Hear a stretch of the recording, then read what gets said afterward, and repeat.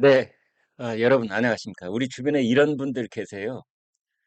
다음 선거에서 이제 지역구 후보는 국민의힘 찍고 비례정당은 제3정당, 제3신당 찍을 거야. 이제 이러면서 그 2020년에 4월 15일 치러진 선거 때도 그랬었어. 내가 선택할 수 있는 게 그게 제일 무난한 것 같아. 이런 분들 계시는데요. 어, 제 생각을 말씀드려 본다면 그러시면 안 됩니다. 중도를 위한 나라는 없다. 라는 주제를 가지고 여러분과 얘기를 좀 나눠보도록 하겠습니다. 그 내용 제가 미리 좀 정리를 해 놨기 때문에 같이 보시죠. 중도를 위한 나라는 없다. 지역구는 국힘을 찍고 비례는 제3신당 찍겠다는 사람에게 쓰는 편지입니다. 여러분, 이 중도라는 말은 치우치지 않는 길, 이런 뜻입니다. 그런데 이게 곧 다른 길인가? 이것에 대해서 저는 퀘스천 마크를 찍겠다라는 것입니다.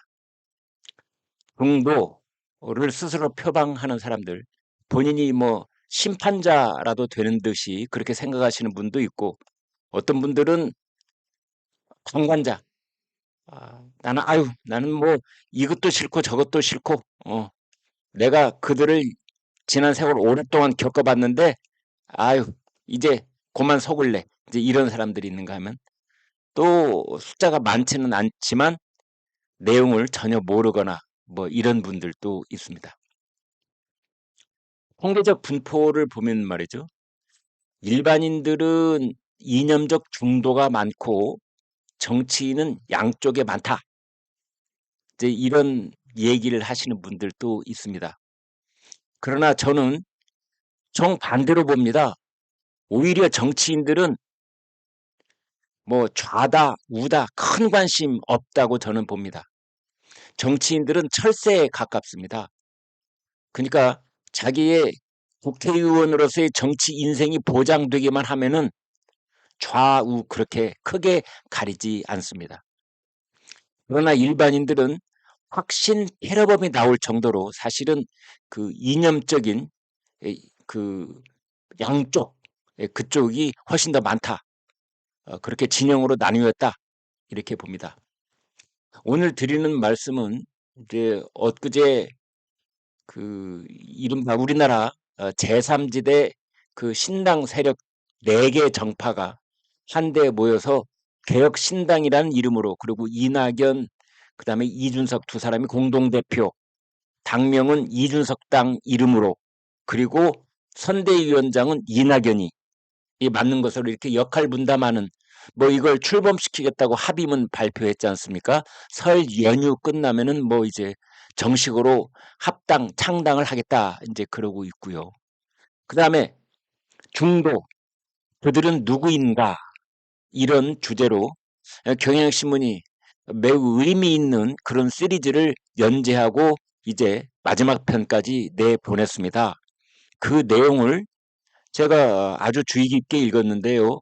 거기에서 어, 공감이 되는 부분도 있고, 또는 정반대로 제 의견을 좀 분명하게 밝힐 필요가 있는 부분도 있고, 이 두 가지 계기로 인해서 사실은 오늘 중도를 위한 나라는 없다, 이런 제목으로 말씀을 드리고 있습니다.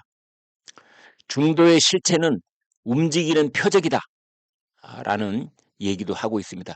중도라는 것은 어느 한 지점에 고정되어 있는 그러한 집단이 아니고, 또는 중도는 원래 한 곳에 뭉쳐져 있던 그런 집단인 것도 아니고, 중도는 선거가 치러지는 그 당시의 환경에 따라서 또는 여건에 따라서 늘 움직이는 그런 모습을 보여왔고, 중도는 자신의 지역구, 자신이 살고 있는 곳에 따라서 또 전혀 다른 색깔과 무늬를 보이는 것도 많습니다. 자, 여기를 보겠습니다. 정당이나 유권자들의 이념적 선호가 뚜렷해지는 이념적 양극화는 정당의 변별력을 높이고 책임 정치를 강화한다는 긍정적인 효과가 있다. 네, 이것이 경향신문이 일면 톱으로 결론을 내리고 있는 부분입니다. 이념적 양극화가 꼭 청산되어야 될 그 무엇이라고 볼 필요는 없다. 오히려 이념적 양극화가 유권자들에게 선택을 할 수 있는 그런 선명한 변별력을 높일 수가 있는 것이다. 그래서 자신들이 내세운 공약에 따른 책임을 확실하게 질 수 있는 그런 책임 정치가 강화된다. 이제 이런 겁니다. 그러나 상대 정당과 지지자에 대한 비호감, 혐오가 커지는 정서적 양극화. 이것은 앞으로 풀어가야 할 숙제가 아닌가. 뭐 이런 얘기도 나오고 있습니다. 또 대화를 한다거나 타협을 한다거나 이것을 무조건 변절했다고 깎아내리는 정치 문화도 바뀌어야 할 때가 왔다. 이런 의견도 제시되고 있습니다. 그러나 제3신당의 앞날은 밝지 않을 것이다. 왜 그런가? 신당 세력들이 자신들의 정체성을 앞세우기보다는 기존 정당과의 차별화에만 몰두하고 있기 때문입니다. 자신들의 정체성을 모르겠어요. 이준석 정당 도대체 무엇을 하겠다는 것인지, 이낙연 신당 도대체 무엇을 하겠다는 것인지, 국민들은 그 구체적인 내용 또는 한 문장으로 내세울 수 있는 그 슬로건을 알지 못합니다. 이제 이런 점을 강준만 전북대 명예교수는 B급들이 모였기 때문이다 라고 설파한 적이 있고, 안철수 의원은 제3지대 신당은 이삭줍기 하는 당이야, 이런 식으로 한마디로 그 성격을 규정지을 때가 있었습니다. 기존 정치인을 쳐내는 게 개혁공천인가?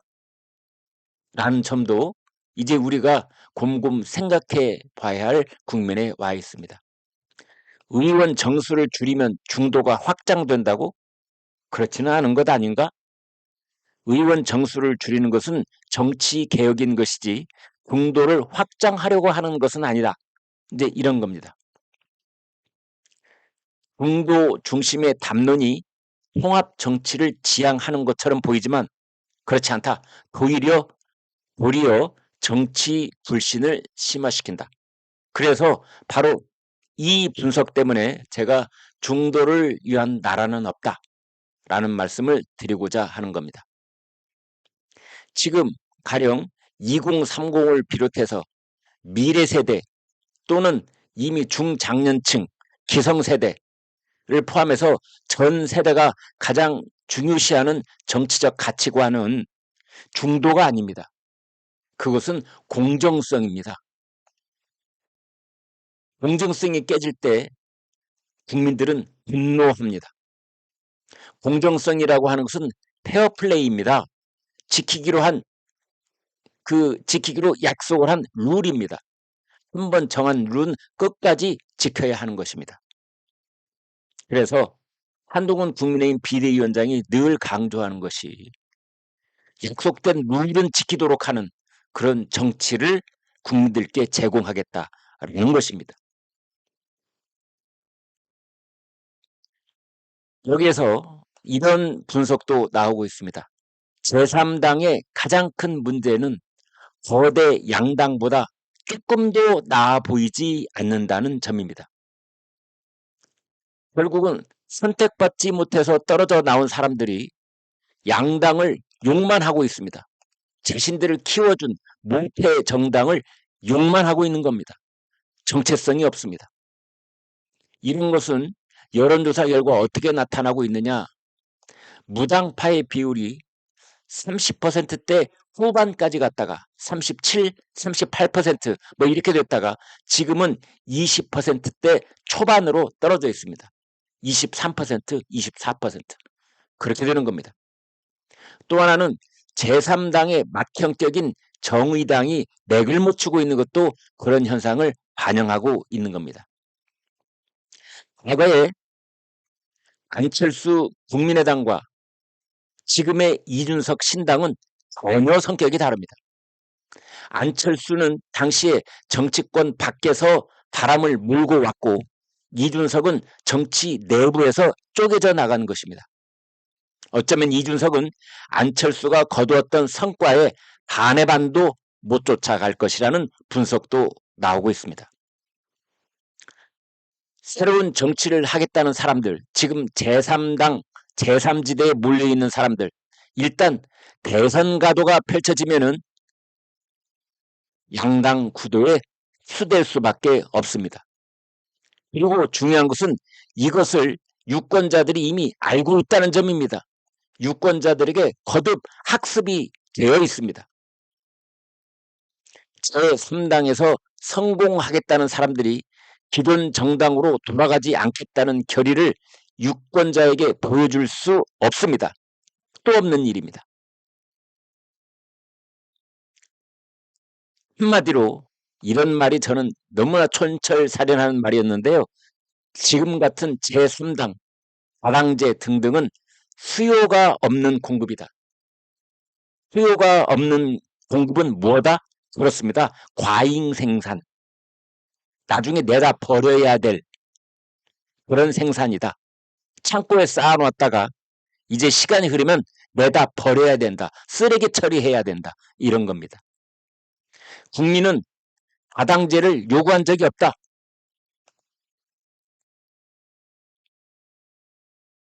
보시죠. 국민은 다당제를 요구한 적이 없습니다. 더더군다나 국민은 다당제가 좋다고 여기지도 않습니다.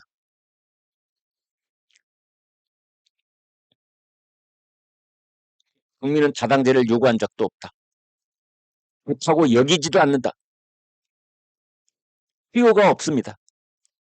다만 새로운 메시지를 내는 사람이 있다면 그 사람을 선택하는 것이다.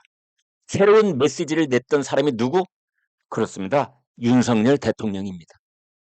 윤석열 대통령, 일반 국민들이 언제 알았습니까? 윤석열 대통령을.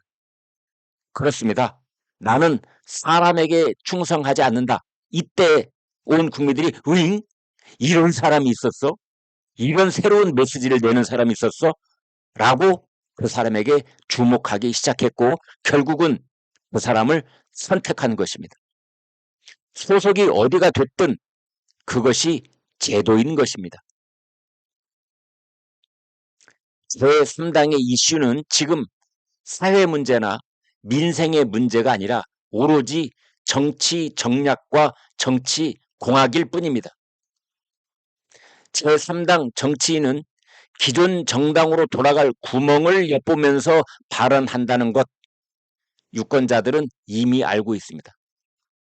이낙연, 이준석, 그 누가 됐든 그쪽 진영에 있는 사람들 만약에 기존 정당으로 화려하게 돌아갈 구실만 생기면 곧바로 돌아갈 것이다. 라는 것을 유권자들은 이미 알고 있습니다. 이념적 양극화, 정서적 양극화에 대해서 말씀드려 보겠습니다. 정서적 양극화는 우리가 확연하게 느낄 수가 있는데 이념적 양극화는 보는 관점에 따라 전혀 구별할 수 없을 때가 있다는 분석을 내놓고 있습니다. 우리나라에는 극좌 정당, 극우 정당이 없다고 할 수도 있습니다. 20년 전만 해도 진보정당, 보수정당 이런 이분법보다는 여당 성향, 야당 성향 이런 구분이 더 현실적이었습니다. 우리나라는 지금도 외국인 정책, 흑태, 소수 성애자 등에 대해서 좌우 정당의 충돌이 거의 없습니다. 그러나 안보, 통일, 대북정책, 핵무기, 핵무장, 조세, 원전, 4대강, 사드, 제주 해군기지, 최저임금, 노조, 복지, 노동개혁 등에서 큰 차이를 보일 때가 많습니다. 정서적 양극화, 조금 더 얘기를 해본다면 이것은 매우 현실적입니다. 국민의힘 지지자가 민주당 지지자를 배우자로 삼고 학교생활, 사회생활에서 국힘 지지자와 민주당 지지자가 서로 친한 친구 사이가 되고 자주 왕래하는 이웃으로 지내는 경우가 갈수록 적어지고 있습니다. 그런데 정치학을 동원해 본다면 분화 그리고 정렬이라는 개념이 있습니다. 분화라고 하는 것은 양 진영의 정책적 차이가 분명해지는 것입니다. 민주주의와 선택, 이것에 도움이 됩니다. 정렬은 진영 내 구성원들의 성격이 비슷해지는 것을 말합니다. 문제는 우리나라의 정렬은 이념적 성격보다는 지역적 결집의 형태로 더 많이 나타난다는 점입니다. 그러나 긍정적으로 본다면 이런 분화와 정렬이 민주주의의 책임성에는 도움이 됩니다. 여기서 한 가지 중요한 질문을 던져보겠습니다. 이 지역적 정렬, 이것이 심해지고 있는가 아니면 약화하고 있는가 하는 점입니다. 예전에는 자동차 번호판이 그 자동차 주인이 사는 곳을 나타냈는데 다른 지역 번호판을 탄 자동차가 주유소에 들어오면 주유를 거절한다는 얘기가 있었을 정도였습니다. 그러나 지금은 그 정도는 아닙니다. 다음 화두를 던져보겠습니다. 양극화. 일반 시민이 먼저 양극화되는가 아니면 정치인이 먼저 양극화되는가 하는 문제입니다. 어려운 질문입니다. 다만 정치인이 양극화를 악용해서 정치 에너지를 촉발하는 경우는 있습니다. 예컨대 이준석 당이 여성 군 복무 문제를 꺼내들었습니다. 여러분 혹시 이미 간파하셨을 겁니다. 정치인들은 이 문제에 대해서 거의 개입하지 않으려고 합니다. 그런데 일부 시민들은 여기에 격분하고 매우 격앙된 반응을 보이고 있습니다. 이 남아메리카의 정치 현상을 집중적으로 연구를 했던 스티븐 레비츠키 미국 정치학자가 쓴 책 어떻게 민주주의는 무너지는가 번역이 돼서 출판이 돼 있습니다. 그 책 내용에는 이런 대목이 나옵니다. 상대 정당이 나와 다른 방식으로 나라를 사랑하는 사람이라는 것을 인정해야 한다. 좋은 말이죠. 얼핏 듣기에 이보다 더 전국을 찌른 말이 있을까 싶을 정도로 이게 그래 이게 정답인 것 같아 라고 우리가 인정하는 부분이 없지 않아 있습니다. 그러나 제 생각에는 한국의 현실은 좀 다르다 이렇게 볼 수 있습니다. 전적인 예가 우리가 불과 2, 3년 전까지 경험을 했던 그 어떤 정권은 소득주도 성장 정책으로 마차가 말을 끌게 하고 탈원전 정책으로 100년 에너지 생태계를 파괴해버리고 불종적 친북 정책으로 교전국 국가에게 핵무장 완성의 시간을 벌어줬습니다. 이것을 용인하라는 것은 불가한 일인 것입니다. 한국에서 정서적 양극화는 노무현 투신 자살 그리고 박근혜 탄핵으로 크게 악화됐습니다. 그런데 문재인 정권은 그것을 해소하는 방향으로 가지 않고 오히려 정치 보복의 이 프레임을 강화하는 쪽으로 정치 에너지를 집중시켰습니다. 보복 정치의 프레임이 그 어느 때보다도 강력하게 발동됐던 때가 문재인 정권 때입니다. 윤석열 정권은 이것을 해소해야 합니다. 그러려면 성공해야 하는 것입니다. 오늘은 중도를 위한 나라는 없다. 지역구는 국힘을 찍고 비례는 제3당 찍겠다는 그 분에게 드리는 메시지였습니다. 여러분 생각은 어떠십니까? 네. 여러분 생각이 제일 중요합니다. 지금 저하고 이 글을 또 이 분석을 제 생각을 공유하시면서 여러분 마음속에 떠오르는 결심 그것이 정답이라고 저는 생각합니다. 여러분 고맙습니다.